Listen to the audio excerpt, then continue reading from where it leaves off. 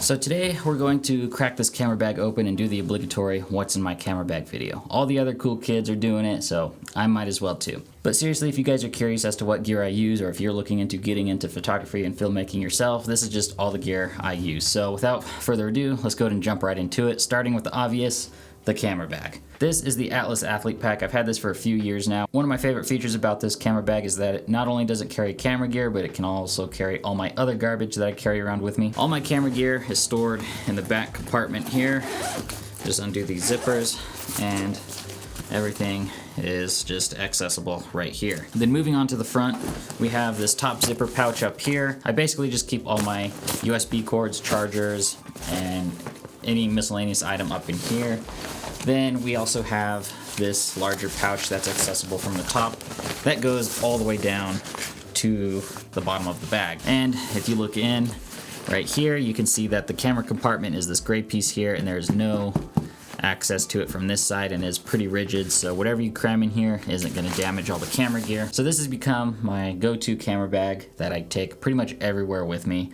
I have no complaints about it, other than I don't really like all the fact I have all these straps just kind of hanging off of it. I think I might switch one up for something that has more zippers and less straps dangling off of it, as I find myself really only carrying camera gear around anymore, not so much anything else that crams into this bag as well. So moving on to the main camera gear, the main flagship camera and the newest item in my kit is going to be this EOS R6.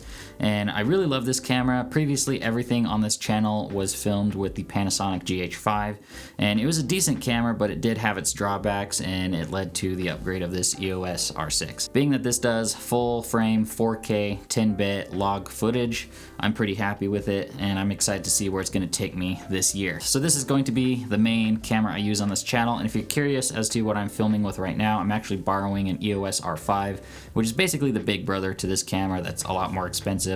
But I just wanted to show you guys this camera, so I was able to get my hands on this one here that you're watching on now. The second camera I use is the oldest camera in my lineup, and that is going to be the 6D Mark II DSLR camera. And that's kind of the DSLR counterpart to the R6, I suppose, in Canon's lineup. This is not the best camera at all. It doesn't really do a good job with video, but it does a pretty good job of taking photos, and it sips the battery like a fine glass of wine. When I first got this, I got this camera with the extra battery grip that goes with it, but because the battery life on this is so good, I've actually never had to use it on a shoot before. The drawback to this camera is that it doesn't do 4K, doesn't do 10-bit, doesn't do log, but it takes really good photos, and this is what I use for doing all my time lapses. So every time lapse you guys have seen in our travel series this past year, this was the camera I used to capture those. So moving on to the lenses I use, I have three go-to lenses, and starting off with the Canon 16-35 f4 lens. This is my wide-angle lens that I use for all of my vlogging, as well as all the wide-angle shots I get. It is a zoom lens, so I can play around with that a little bit and kind of compose my shots a little easier. But it is an f4, so I do not get a very shallow depth of field. It doesn't deliver a super cinematic look, but it does the job pretty well, and it is pretty lightweight. Moving on to the second lens in my lineup, I have the Sigma 35mm art lens, and I have to say this is probably my favorite go-to lens. I find that 35mm is basically the perfect focal length for capturing both wide-angle establishing shots as well as close-up, more emotional shots. Being that this is an f1.4 lens, it allows me to deliver super shallow depth of field shots, which create an extremely cinematic experience with it. This is basically the lens I use for almost 90% of all the shooting I do without the vlogging lens. Most of the shots you guys saw in our travel series this past summer was actually shot with this lens. Moving on to the last lens in my lineup, I have the Sigma 85mm f1.4 art lens, which is the same lineup as the 35mm lens I use, but this is more telephoto, which allows me to get a lot more zoomed in shots, but still retain that really nice compression with that f1.4 aperture.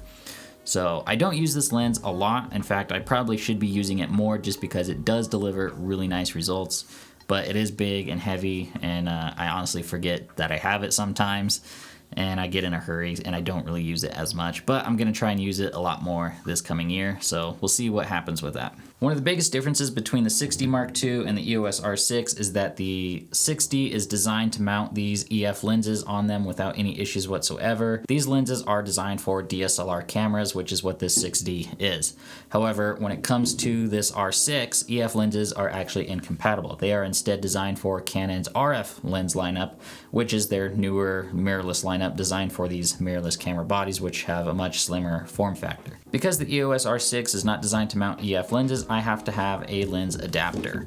So Canon offers a few different types of adapters. I went ahead and opted for the one that has a built-in drop-in filter that goes right into the side here, and it allows me to have filters mounted behind the lens rather than in front. So the appeal to that is that I have multiple size lenses here. So if I want to have an ND filter or polarizer, I basically have to have 3 different sizes for each of my lenses for one filter that I want, which is just adding clutter to my kit, and I don't really like that. So I'll go ahead and put it together to show you guys real quick just how that works.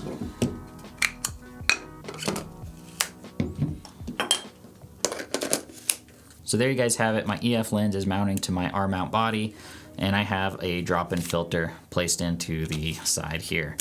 And that allows me to have one filter that fits all of my lenses, which is super nice and reduces all the clutter I actually have to carry around in my camera bag. When it comes to capturing audio when I'm out traveling or vlogging, I typically will never use the built-in microphone on the camera. Instead, I prefer to use the Rode VideoMicro. This has become my go-to microphone for any time I am on the go. It requires no power, it has no setting adjustments on it. You just plug it in and it's good to go, and it just fits in the shoe mount on top of the camera, and you just plug it into the audio jack on the side.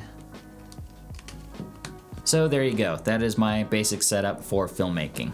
When it comes to other miscellaneous pieces of gear, my tripod of choice is the Peak Design travel tripod. And I can't really show it to you guys right now because this camera is actually mounted onto it right now, but it is my tripod of choice and I take basically everywhere I go. It's very compact, has a very small form factor, and it's easy to set up and take down and set up however I want. One of the problems I encounter when I'm backpacking or hiking is that it's just too much work to take my camera bag off, pull my camera out, set it up, start shooting, get the shot, then take it all apart, put it back in the bag, put the camera bag back on, and then get back on the trail and do the next thing for the next shot I see.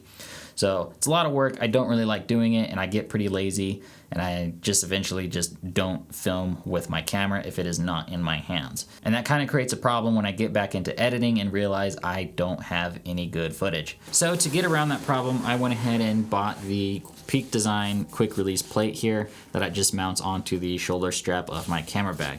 And I have to say I really love it. It makes pulling my camera out so much easier and a lot less hassle-free and doesn't waste any time, especially if I'm in a hurry to get that shot. I can just unclip it, pull the camera out, turn it on, and we're good to go. It definitely beats keeping the camera actually in the bag because I do just get lazy and decide that it's just too much work to pull the camera out to get the shot, and I just end up not getting any footage when I travel. It's just always easier for me mentally to have my camera easily accessible to pull it out when I want to film. One of the big pros between the travel tripod and the quick release plate that I have is that the shoe mount that mounts onto the camera is a Swiss Arca standard design, so it's basically universal and it'll fit the tripod or it'll fit the quick release plate, so I don't have to constantly be removing this shoe and replace it for another one to fit a different type of tripod. Everything is just universal and fits together pretty well. So when it comes to media management, I'm running around shooting all day, 10-bit 4K footage. You're generating pretty big files and you need a lot of SD cards to store all that footage on. So I carry around with me this Pelican Hardcase that is designed to carry around all my SD cards, so I can keep things nice and organized and easily accessible. When I'm out traveling, typically in the evenings, I will back up all my footage from my SD cards onto another hard drive, and the one I carry around with me most of the time is going to be this Sandisk SSD, so it's able to move things over pretty quick and keep things moving along very nicely. Then moving on to the cream of the crop that makes everything possible and how I edit and how I do all my photos, I carry around this MacBook Pro. This is the 2020 13-inch MacBook Pro with the M1 chip. And I have to say, I really, really like this. This is like having a professional workstation all inside of just a tiny little notebook. So like I said earlier, I generate 10-bit 4K files, which are pretty big and pretty massive and pretty hard to deal with. And this machine can just chew through it like it's nothing. Everything you guys have seen on this channel this past year was edited on this. I do wish I had a little bit more RAM in this, but I don't really have a whole lot of room to complain. It's perfectly capable of doing everything I need it to do. So there you guys have it. Some of this gear is old, some of it is new, but this is all the gear I have that I use to make all the projects you guys see possible. So I hope this video was insightful to you guys. I look forward to maybe doing some more videos like this in the future, where maybe I do some editing breakdowns, or maybe some color grading tutorials, or maybe even dabbling back into some VFX. But anyway, this is all I have for you guys today. If you guys have any recommendations, questions, or comments, go ahead and let me know. And don't forget to subscribe, and I will see you guys in the next video.